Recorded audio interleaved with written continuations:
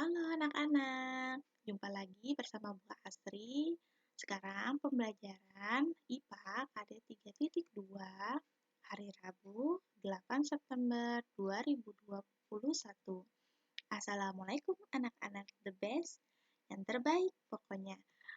Nah, motivasi hari ini, jika kita tak pernah mau memulai, lalu mengapa kita harus diberikan hasil? Maka mulailah, jangan menunggu nanti.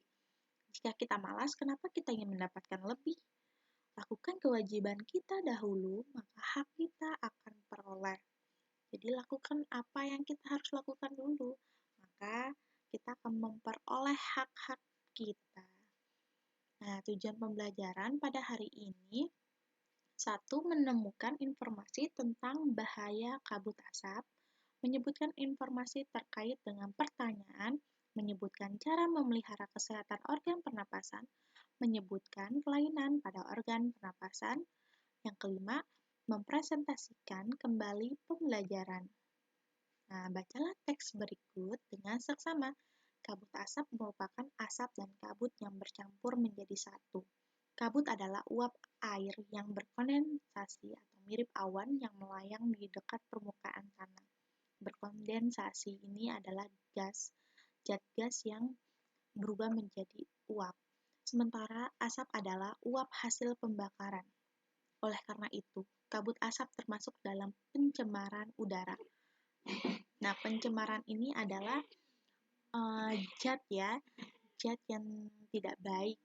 Nah, dampak negatif kabut asap yaitu masalah kesehatan pernapasan atau iritasi mata, hidung, dan tenggorokan.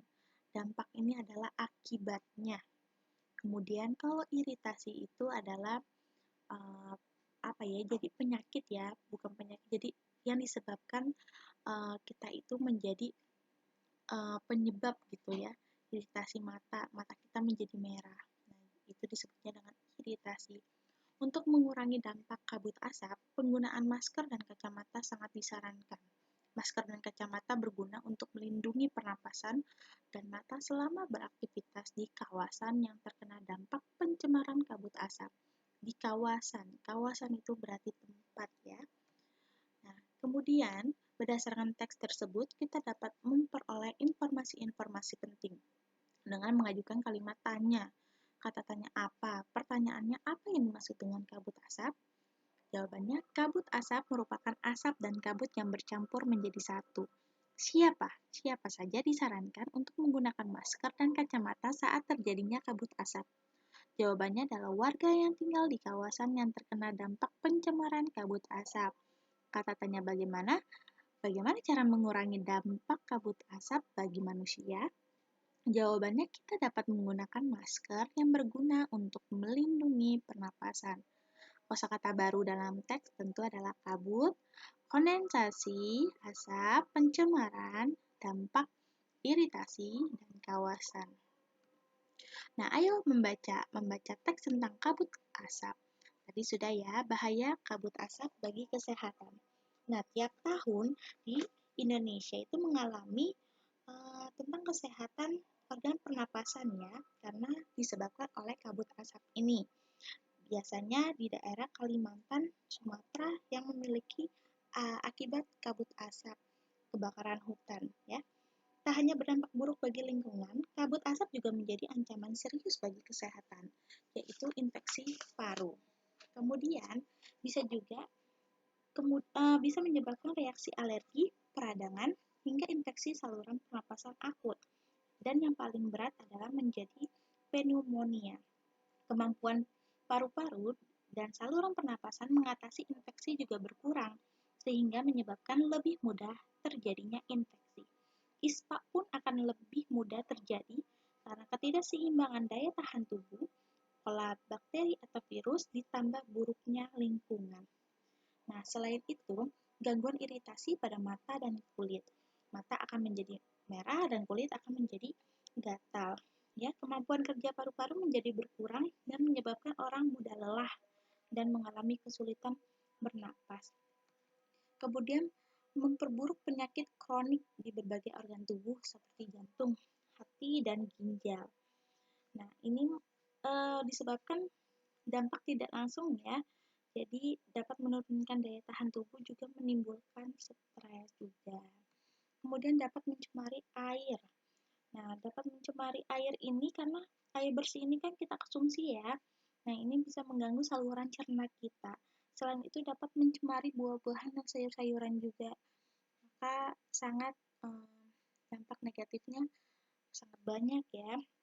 Nah, masyarakat yang telah memiliki penyakit kronik dan gangguan pernapasan, nah untuk mengurangi intensitas keluar rumah, selalu menggunakan masker. Dan jangan lupa menerapkan pola hidup bersih dan sehat. Nah, cara menjaga kesehatan organ pernapasan ya, dia mengurangi intensitas keluar rumah, menggunakan masker saat berada di daerah yang mengalami pencemaran udara, menjaga kesehatan dan kebersihan lingkungan, menanam pohon di lingkungan sekitar. Nah, dari dulu kita itu sebelum ada COVID-19 juga memang disarankan untuk menggunakan masker ketika kita sedang berpergian karena polusi dari udara di perkotaan itu sangat tinggi. Nah, kita ayo amati, bukalah halaman 122 tentang kelainan organ pernapasan. Hal-hal yang dapat menyebabkan kelainan pada organ pernapasan antara lain 1. Dari bakteri Mycobacterium tuberculosis. Nah, penyakit ini penyakit TBC. Penyakit ini dapat menyebar ke bagian tubuh lainnya jika memang tidak disembuhkan atau tidak diobati dengan serius. Bisa menyebarkan ke bagian seperti ginjal, tulang belakang, dan otak. Nah, diperkirakan berasalnya dari hewan ternak. Bakteri penyebab TBC bermutasi bisa disebabkan oleh tidak patuhnya pengobatan. Nah, pengobatannya itu biasanya sekitar 6-9 bulan. Nah, itu memang sangat panjang. Nah, itu pengobatannya mengonsumsi obat-obatan yang diberi oleh dokter. Dan jangka waktunya itu memang sangat panjang. Nah, itu harus patuh. Karena kalau tidak patuh, maka harus dari ulang lagi meminum obatnya. Itu ya. Faktor resikonya itu seorang terkena TBC sering kontak langsung ya dengan penderita yang terkena TBC, kemudian imunnya lemah, kondisi tempat tinggalnya lembab, sempit, dan tidak terpapar sinar matahari. Gaya hidupnya tidak sehat. Kemudian nomor 2, pencemaran udara. Nah, ini tentu ya, pencemaran udara ini mengganggu organ pernapasan. Seperti tadi ya, yang tentang kabut asap. Nomor 3 adalah virus. Nah, gejala virus ini penularannya hampir sama dengan bakteri. Virus itu lebih kecil dibandingkan bakteri dan membutuhkan sel inang untuk hidup. Ya, contoh virus itu adalah virus flu, demam berdarah, chikungunya, cacar air, hepatitis, campak, herpes, AIDS, dan COVID-19. Kemudian 4, asap rokok. Ya, di mana asap rokok ini memang memiliki kelainan organ pernapasan karena zat yang ada di rokok tersebut dapat merusak paru-paru ya. Nomor 5, alergi terhadap rambut, bulu, atau kotoran. Nah, ini biasanya yang menderita itu adalah penyakit asma. Penyakit kronis yang bersifatnya episodik, artinya datang dan pergi kambuhan. Nah, ini tidak dapat diobati karena memang tidak ada obatnya karena kambuhan, tapi bisa diatasi dengan bantuan alat semprotan untuk obat pelega pernapasan. Yang keenam, infeksi. Nah, infeksi ini bisa menyebabkan organ pernapasan ya, seperti ISPA. ISPA ini disebabkan oleh virus atau bakteri. Nah, ISPA ini kalau infeksi virusnya itu seperti flu, SARS, COVID-19. Gejalanya sesak napas, sulit bernapas, keringat di malam hari, turunnya kemampuan, indera penciuman, mata gatal dan berair. Kemudian kekurangan oksigen. Nah, kekurangan dalam oksigen di dalam tubuh ini sangat berbahaya, ya.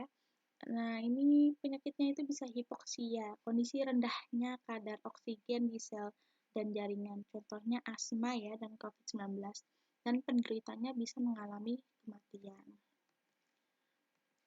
Nah, kemudian silakan membaca informasi tentang penyakit pernapasan halaman 129. Kalian buka halamannya. Beberapa kebiasaan yang harus dihindari karena dapat menimbulkan penyakit pernapasan. Kebiasaan merokok. Nah, kebiasaan merokok ini penyebab utama gangguan pernapasan karena merokok itu meninggalkan racun dalam paru-paru ya. Ada ribuan toksin dalam rokok yang bisa tertinggal dalam paru-paru. Kurang tidur. Nah, tidak cukup tidur sangat penting agar sistem kekebalan tubuh berfungsi dengan baik. Saat tidur, tubuh kita akan mengembalikan dan merehabilitasi kerja semua sel-sel tubuh termasuk jaringan yang menghasilkan sel-sel kekebalan tubuh.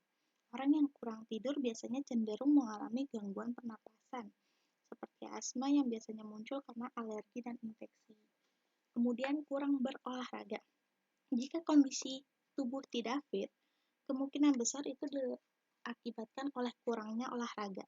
Kurangnya gerak dan olahraga menyebabkan aliran darah tidak lancar, sehingga nutrisi bagi sel-sel jaringan dan organ tubuh sangat minim. Yang keempat, kurang minum air putih. Air bagi tubuh adalah bagaikan oli bagi mesin. Tanpa air, organ-organ kita akan seret dan tidak berfungsi dengan baik. Jika organ bekerja terlalu berat, tanpa adanya asupan air, tentu organ-organ tubuh kita termasuk organ pernapasan cepat atau lambat akan haus. Nah, yang kelima adalah pola makan kurang nabati.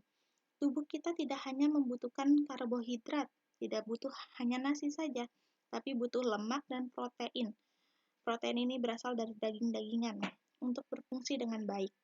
Zat-zat gizi lain seperti mineral, vitamin, dan zat-zat nabati lainnya juga diperlukan tubuh untuk mengatur fungsi dan cara kerja tubuh. Karena itu kita perlu bahan makanan yang hijau, sayur, dan buah. Ya. Kemudian stres. Nah, stres itu bukan dialami oleh orang dewasa saja, namun mungkin kalian sendiri mengalami hal tersebut. Nah, jadi kalian sebisa mungkin untuk menghindari stres ya. Nah, stres ini pada kadar yang tinggi dapat mengakibatkan ketidakseimbangan hormon dalam tubuh. Akibatnya, sistem metabolisme dan daya tahan tubuh akan menurun. Berkurangnya daya tahan tubuh seringkali berujung pada infeksi dan gangguan pernapasan. Lagi pula, stres bisa menyebabkan sempitnya saluran napas dan memicu asma. Penyalahgunaan alkohol. Mengonsumsi alkohol bisa merusak sistem imunitas tubuh. Jika kekebalan tubuh lemah, organ-organ tubuh akan lebih mudah mengalami infeksi, terutama infeksi yang paling mudah menular, yaitu lewat pernapasan. Begitu bakteri atau virus menginfeksi, bukan hanya sel-sel tubuh yang diserang, tetapi toksin flagellin yang ada di dalam bakteri juga bisa memperparah alergi sehingga menimbulkan berbagai gangguan pernapasan. Nah, jadi hal-hal yang sekiranya merugikan tubuh kita harus dihindari. Nah, pernahkah kamu merasakan sakit? Tentunya kita namanya manusia pernah merasakannya. Bagaimana rasanya? Nah, sekarang pikirkan dan renungkan tentang pentingnya kesehatan bagi kita. Nah, kita harus sangat bersyukur pada Allah Subhanahu wa taala yang telah memberikan kita kesehatan, ya. Nah, cara memelihara organ pernapasannya itu dengan makan makanan yang sehat, tidur malam yang cukup, dan juga kesehatan dan kebersihan lingkungan. Kemudian, bukalah halaman 146 tentang kesehatan organ pernapasan. Nah, usaha apa sih untuk memelihara kesehatan organ pernapasan? Nomor 1, membebaskan lingkungan sekitar dari pencemaran udara. Nah, salah satunya dengan menanam pohon di sekitar rumah kita. Yang kedua, memperbanyak ventilasi udara di dalam ruangan.